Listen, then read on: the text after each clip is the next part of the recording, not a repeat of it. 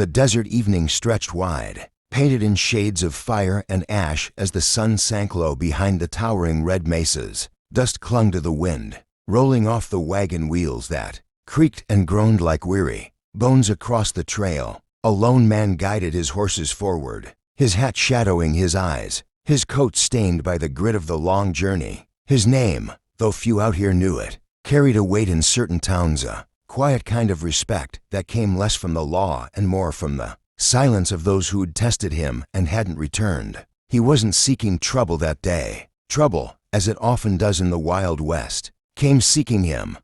He stopped the wagon when he saw her, a figure standing just off the road, half hidden by sagebrush, framed against the burning horizon. At first, she looked like just another desperate traveler woman worn down by the merciless land. But then her arm lifted, steady and sure, and the sun caught the gleam of steel in her hand. A revolver. Her dark eyes held him in place, sharper than the gun she leveled at his chest. "Climb down," she ordered, her voice low but carrying across the dry air. It was the kind of voice that didn't waver, even if the heart behind it might have. The man didn't move fast, nor did he show the kind of panic most might under the barrel of a pistol. Instead, he eased the reins, quieted the horses, and slowly descended from the wagon. Dust rose around his boots as he hit the ground. He stood tall, coat draping over the holster at his hip, though he made no move for the weapon. His hands hung loose at his sides, his head tilting just enough to take her in. "You plan to shoot me," he said calmly, his voice carrying the weight of gravel dragged over stone. "Or just rob me blind?" The woman's jaw tightened. She stepped closer, the revolver never straying from its aim. "I don't want blood," she said. "I just want what you've got in that wagon. Supplies, food, whiskey if you've got it." He glanced back at the wagon, then back to her. His lips twitched at the corner, not quite a smile, not quite mockery. "You picked a hard man to rob, miss. Don't make me do something I'll regret," she warned. Her knuckles whitened on the grip, but her eyes didn't blink. For a long moment, the desert seemed to hold its breath. The only sound was the restless shifting of the horses and the whisper of wind across the plains. Finally, he raised his hands slightly, a gesture of surrender that didn't look much like surrender at all. "All right," he said. "The wagon's yours." Her surprise was subtle, a flicker across her face, but she covered it quickly. Keeping the gun trained on him, she motioned with her free hand. "Step aside." He did, leaning back against the wagon wheel as she moved to the rear. She climbed up with a quickness that spoke of hunger and desperation, rifling through crates and bags, pulling out what she could carry: dried meats, a loaf of hard bread, a flask of water, a sack of beans, all tossed into a bundle she tied with rawhide. She found a bottle of whiskey and hesitated only a second before slipping it into her satchel. All the while, he watched, not angry, not afraid, just watching, as though measuring every move she made. When she finally jumped back down, her arms full, she kept the revolver pointed his way. "You stay put," she said. "I'll be gone, and you can go on your way." The man tilted his head again, his gaze steady on her. Then, in that calm, unshaken voice, he said the words that made her freeze. "You forgot one thing." Her brows drew together. "What's that?" "My last name," he said, his eyes never leaving hers. "And out here, taking what's mine without it comes with a cost." The silence that followed stretched tight, like a bowstring ready to snap. She stared at him, confusion warring with defiance, but in her gut, something about his tone stirred unease. He wasn't bluffing, he wasn't rattled, and suddenly, she realized she might have just tangled with a man far more dangerous than she had planned for. But she couldn't back down, not now. Not when her survival depended on it. So she did the only thing she knew how. She tightened her grip on the revolver, squared her shoulders, and said, "I don't care about your name." Then she turned, bundle in hand, and started walking into the growing darkness of the desert. The man stayed where he was, leaning against the wagon, watching her silhouette grow smaller against the horizon. A smirk tugged at his lips, not of mockery but of intrigue, because he knew one thing she didn't out here. In the wild silence of the frontier, no one crossed his path and walked away unchanged. The desert swallowed her footsteps as she carried the stolen bundle across the dry earth, her silhouette shrinking into the dim light of the setting sun. Behind her, the man leaned against his wagon as though he had all the time in the world, watching her fade into the vastness. Most men, robbed at gunpoint, would have cursed her name or at least shouted after her. But he didn't. He just let her go. Let her walk away with his supplies. Let her believe she had one. Because he knew what she didn't. That no one ever truly walked away from him without carrying something heavier than whatever they thought they had stolen. His last name, as he'd said, wasn't just a word. It was a weight, a brand, a history etched into the wild land itself. And before long, she would feel the truth of it. She thought she'd left him behind, thought she'd beaten fate for once. The bundle weighed on her shoulders, but it was a relief compared to the gnawing hunger that had driven her to the edge of madness. Her name was Elena, though few knew it. She had been running for months, dodging bounty hunters, leaving behind the burning wreckage of the life she once had. Outlaws didn't often live long, and women outlaws lived even shorter. But Elena wasn't ready to die. Not yet. The desert night fell hard, draping the land in shadows. She found a cluster of rocks where she could settle, built a tiny fire with trembling hands, and tore into the stolen bread like a starving wolf. The whiskey burned her throat, but it filled the hollow in her chest with a fleeting warmth. For the first time in days, she felt like she could breathe. She thought of the man she'd robbed, the calm in his eyes, the way his voice hadn't risen even once. It unnerved her more than she wanted to admit. Most men, when faced with a gun, showed fear or rage. He showed neither. It was as though he knew her better than she knew herself. The next morning, when she woke to the sound of hooves in the distance, her heart nearly stopped. Instinct made her reach for her revolver, her hand trembling as she crouched low behind the rocks. Dust rose on the horizon, and through the haze came the silhouette of a rider. For one breathless moment, she thought it was him. But as the figure drew closer, she saw the truth. It was worse. 3 riders, not one. Men in long coats, their faces shadowed by wide-brimmed hats. Outlaws, she knew the kind. Wolves in the shape of men. And if they found her alone, with stolen goods in her arms and no one to protect her, she wouldn't live to see another sunset.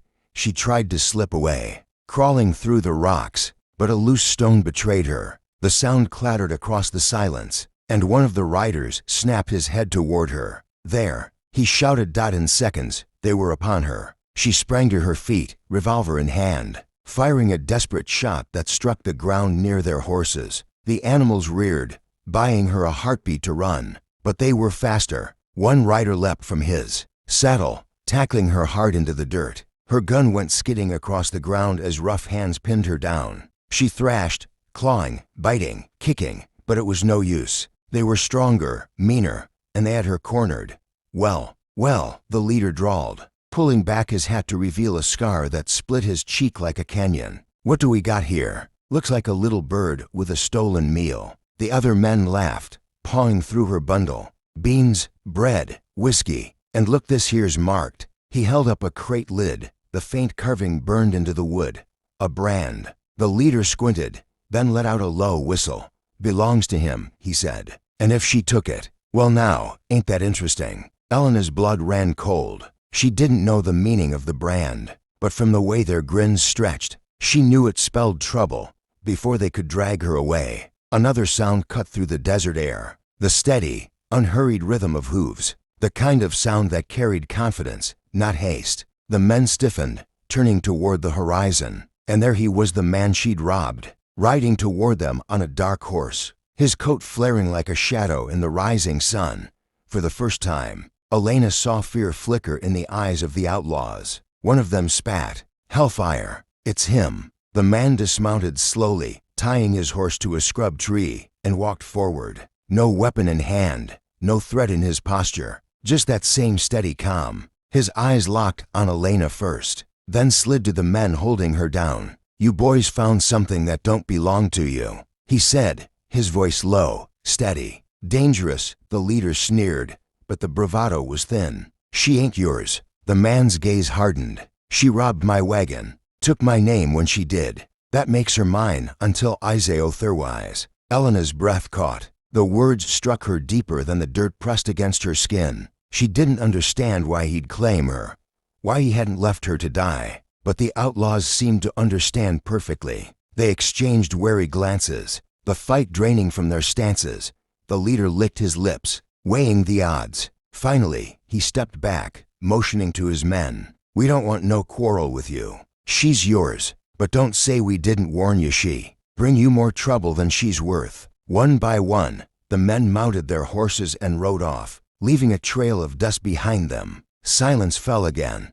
Elena pushed herself up slowly, brushing dirt from her face, her body trembling from fear and adrenaline. She stared at him, the man she'd wronged, the man who'd just claimed her like she was part of his story, whether she liked it or not. "Why?" she whispered. "Why save me?" He stepped closer, his eyes never leaving hers. "Because you're carrying my name now," he said. "And out here, that means something. You don't get to choose it, not once you've taken from me." Her pulse thundered in her ears, her throat dry as the desert around them. She didn't know what fate she'd stepped into, but one thing was certain: her life was no longer her own. Desert dawn came with a bitter wind, carrying whispers of dust and distant echoes of trouble. Elena walked beside his wagon now, her bundle lighter, her revolver still holstered, but never far from her hand. She hadn't asked his name yet, and he hadn't offered it. That silence hung between them like a loaded gun, heavy, waiting to go off. She didn't know why she stayed, why she hadn't run the moment the outlaws had left them alone. Maybe it was because she knew deep down that the West wasn't kind to women who walked alone. Or maybe it was because something in his voice, when he claimed her as carrying his name, felt like a tether she couldn't cut. No matter how sharp her will was, they traveled in silence until noon, when the heat shimmered like waves off the red sand. The wagon creaked, horses snorted, and Elena's lips cracked from thirst. Finally, she broke the quiet. "Why did they fear you?" she asked, her voice hoarse but steady. The man kept his eyes on the trail. "Because they know what my name means." "And what is your name?" she pressed.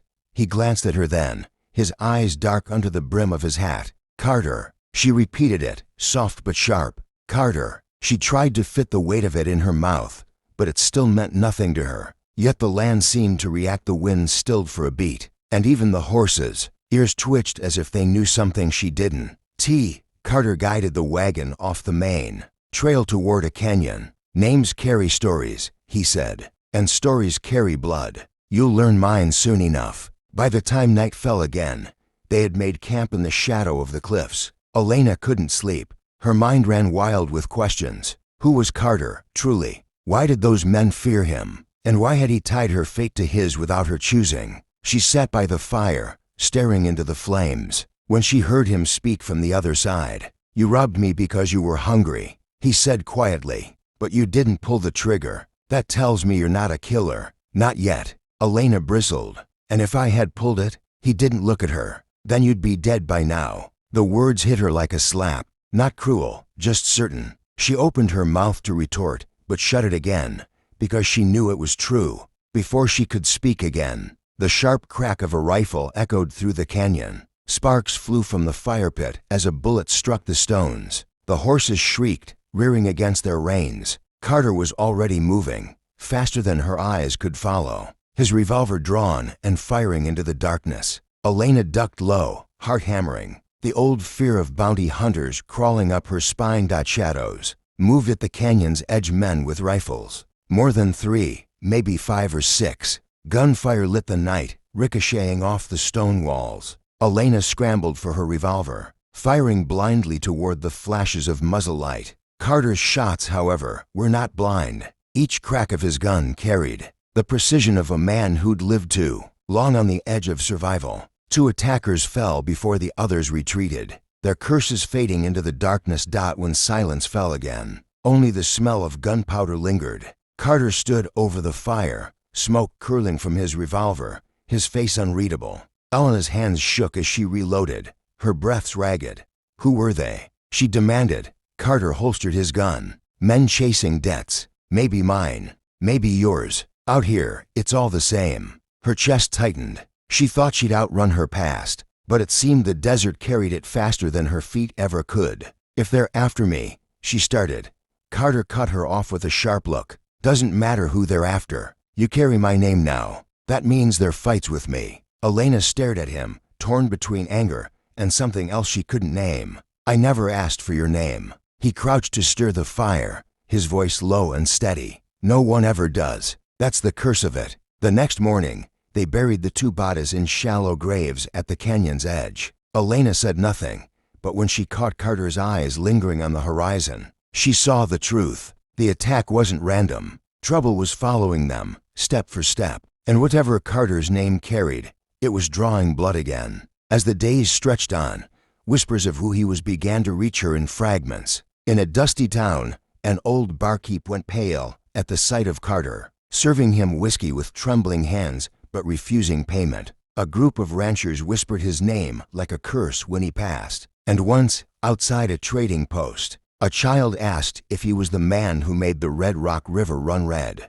Carter didn't answer. He just kept walking. Each encounter tightened the knot in Elena's chest. She had thought she was the dangerous one, the hunted outlaw. But beside Carter, she realized she was nothing more than a shadow, walking in the wake of a storm or still. Part of her clung to him. She told herself it was survival, that being with him was safer than being alone. But in the quiet hours of the night, when the fire burned low and the desert stars stared down like watchful eyes, she wondered if the truth was more complicated. Because for the first time in a long time, she felt seen. Not as prey, not as a fugitive, but as someone who mattered, and that terrified her more than any gun pointed her way. But as someone who mattered, and that terrified her more than any gun pointed her way.